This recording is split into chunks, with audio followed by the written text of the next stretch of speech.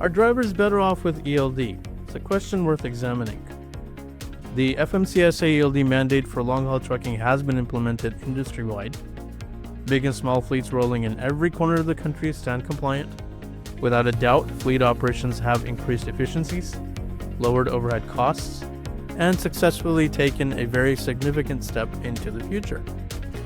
However, the big question remains, are drivers better off? A number of them will immediately answer no. And good fleet or safety managers and owners will empathize with the reasons put forth.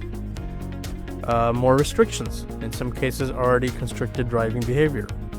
More time consumed trying to learn a new setup. The same money for more work, etc. Where efficiencies have increased, drivers ought to be recognized, rewarded, and reinforced. Where profits have increased, drivers should earn more. For those drivers who understand that the mandate actually works most in their favor, the mandate has been a blessing as it provides, among many other benefits, reduced paperwork, active participation of drivers in a compliance regime affecting them most directly, reliable, meaningful legal cover from unjust roadside accusations, and of course a rapid learning environment through daily interaction with a highly advanced technology. Overall, the mandate correctly placed paper logs in the past with the typewriter. The transition to ELDs has been trying and even unduly burdening to some, and yet the inevitable move to a more technologically advanced business model creates a win-win solution for all.